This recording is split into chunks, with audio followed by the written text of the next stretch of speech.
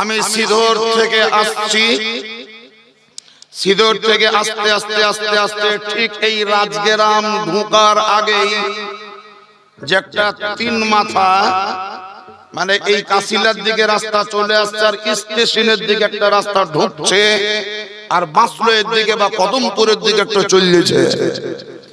ওই জায়গায় আমি থমকে দাঁড়িয়ে গেলাম। যাব কোথায়? যাব আমি রামপুরহাট।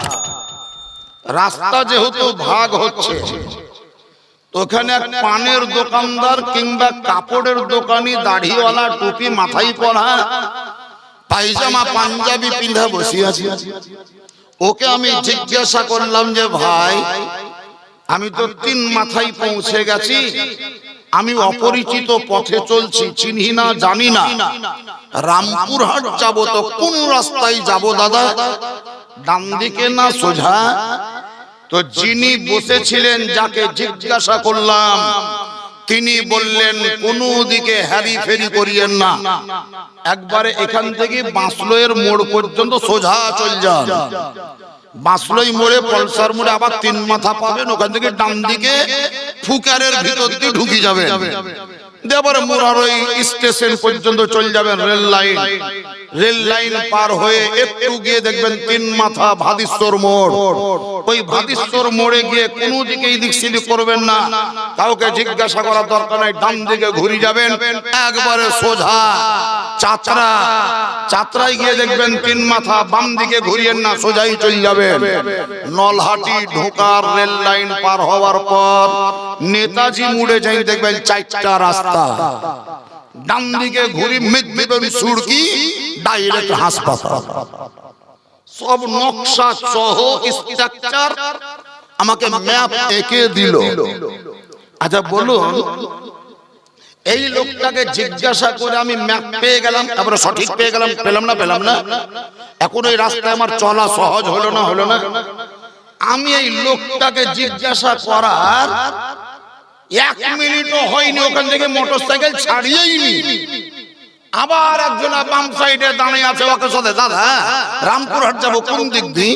এই দাড়িওয়ালা লোক তোর রাগ হবে না হবে না? ওই মানুষ বিশ্বাস না, দাঁড়িয়ে আছে দেখতে পাবো না, আমি তোমাকে ধোকা দিব নাকি? এক্ষুনি তো আমাকে শোধাইলা, ওকেই যদি শোধাবে তো আমাকে কেন শোধাইলা?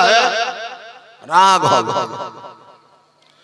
এই মুরব্বী লোক আপনাকে দেখাই দিয়েছে, আপনার দায়িত্ব হচ্ছে চলা।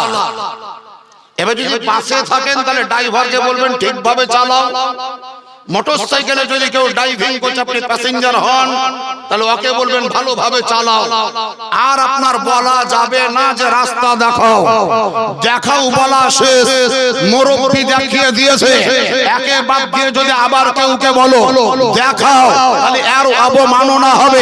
আল্লাহর পয়গম্বর হাবিবে কিবতেগার শাহনশাহ জিওয়াকা মকবর সরকার নবী মুহাম্মদুর রাসূলুল্লাহ সাল্লাল্লাহু তাআলা আলাইহি ওয়াসাল্লামকে আল্লাহ তাআলা দুনিয়ার মাঝে পাঠিয়েছে পথ দেখাবার জন্য, পথ দেখাবার জন্য নবী মুস্তাফা পথ দেখিয়ে দিয়েছে।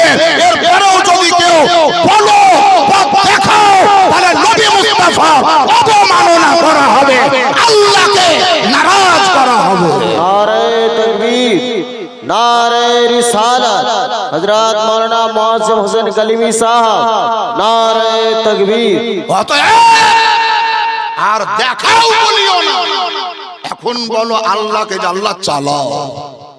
নবী রাস্তা দেখিয়ে দিয়েছেন, এখন চলো।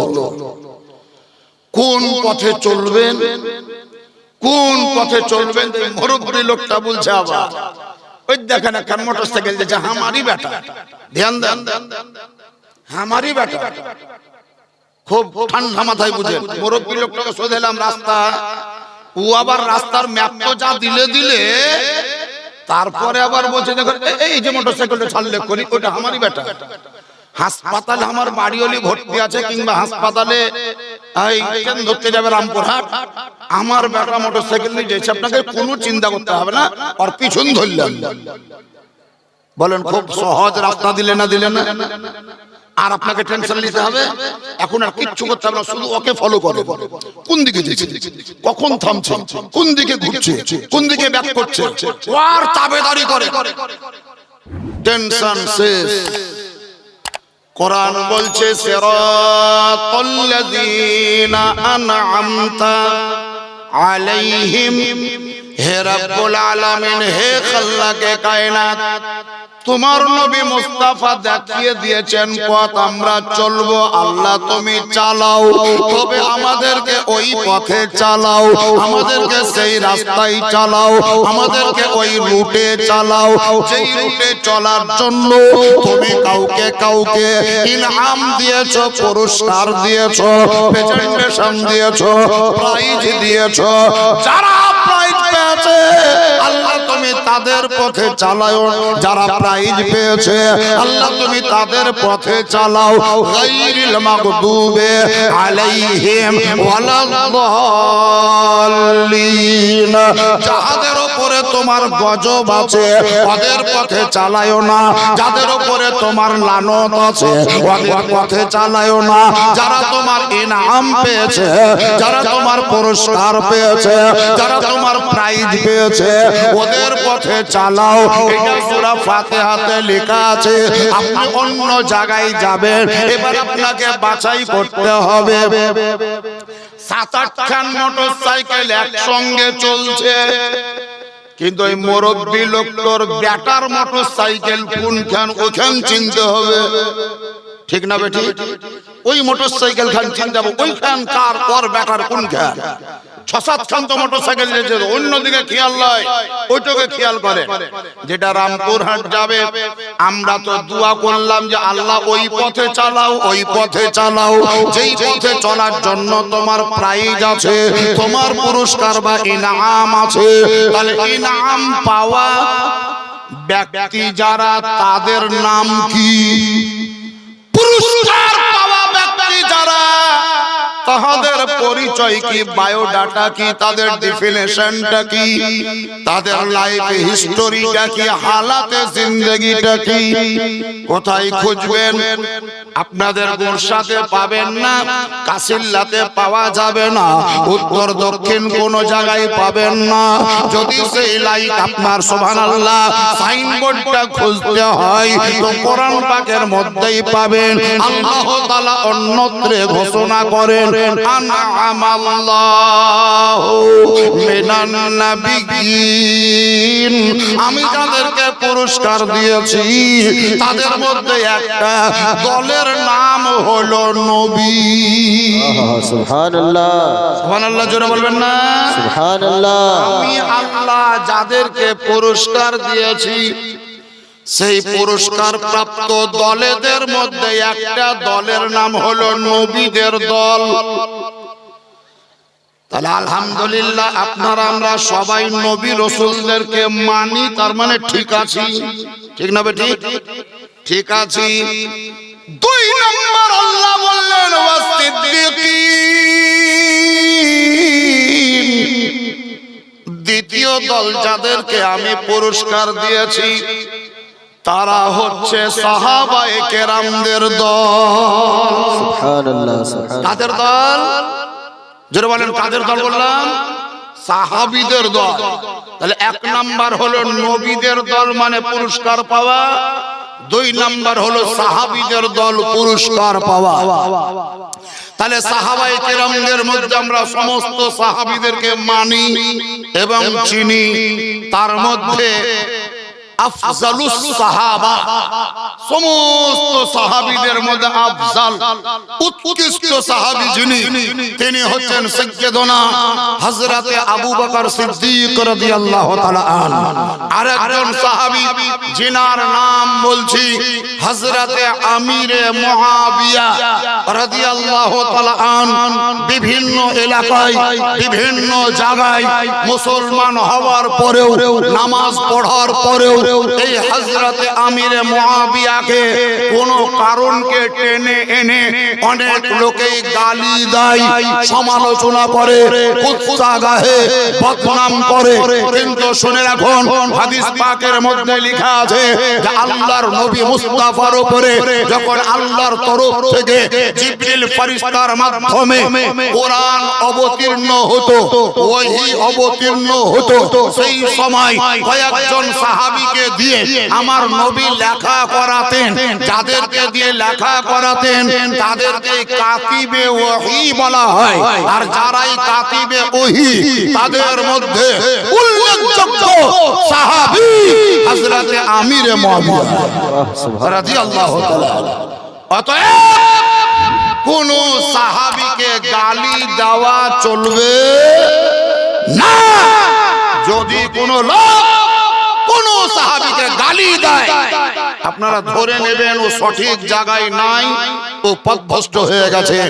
ওদেরকে ফার্সি ভাষায় গুমরাহ বলা হয়।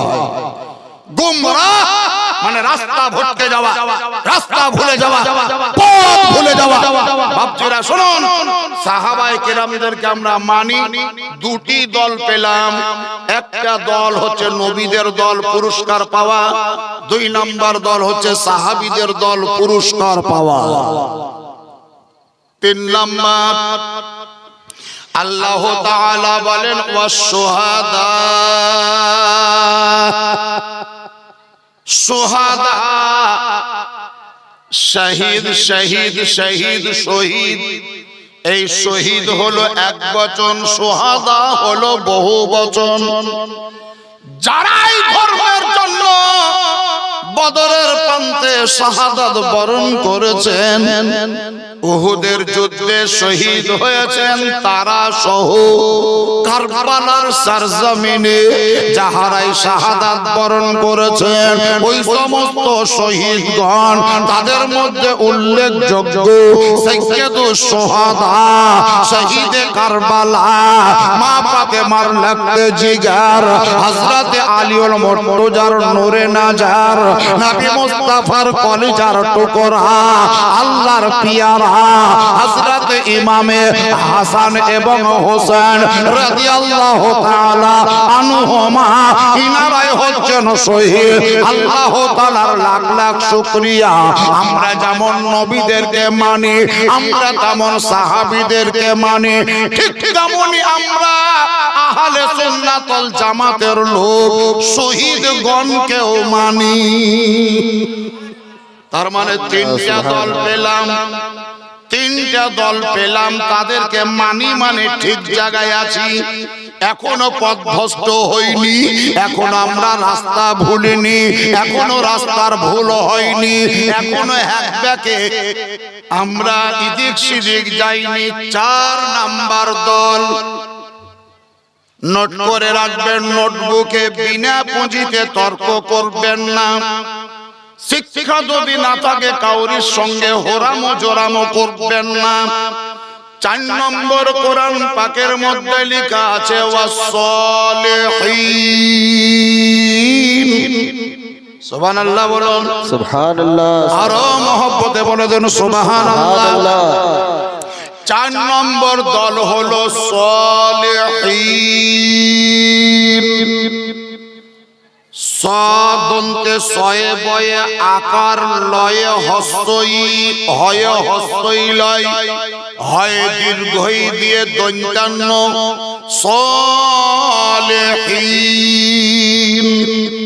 আরবি ভাষায় যদি লেখেন তো সদ আলিফ জাবার স, লাম জের লি, বড় হা দিয়ে হা, ইয়াজের ই, নুন জাবার না। এখানে ওয়াকফ করার জন্য জাবার করতে হবে না, নুনটা সাকিন হয়ে যাবে। ওয়াস-সালিহিন, সালিহিন মানে হলো নেককার যারা, পরহেজগার যারা, আল্লাহর ওলি যারা, তারাও হলো আল্লাহর পুরস্কার পাওয়া দল। সুবহানাল্লাহ, সুবহানাল্লাহ। 4টা দল পেলাম পুরস্কার পাওয়া। একটা দল হলো নবীদের, দ্বিতীয় দল হলো সাহাবীদের, 3 নম্বর দল হলো শহীদগণেদের, 4 নম্বর দল হলো আল্লাহর ওলিদের। হাত উঠিয়ে বলুন সুবহানাল্লাহ। সুবহান হাত উঠান, সবাই বলেন ইয়া রাসূলুল্লাহ। দুটো হাতকে উঠে হিলিয়ে দেন, ইয়া রাসূলুল্লাহ, ইয়া রাসূলুল্লাহ, লাব্বাইক ইয়া রাসূলুল্লাহ, লাব্বাইক ইয়া রাসূলুল্লাহ। নারে তাকবীর, নারে রিসালাত। আউলিয়া کرام বলেন জিন্দাবাদ। কপাল ভালো, নসিব ভালো, তাকদীর ভালো, আহলে সুন্নাত ওয়াল জামাতের অন্তর্ভুক্ত যারা, এরাই 4টি দল 4টিকেই মানে। নবীদেরকেও মানে, সাহাবীদেরকেও মানে, শহীদগণকেও মানে, আল্লাহর ওলিগণকেও মানে। তার মানে সিরাতাল্লাযিনা আনআমতা আলাইহিম, এই আয়াত পড়া ওর জন্য জায়েজ।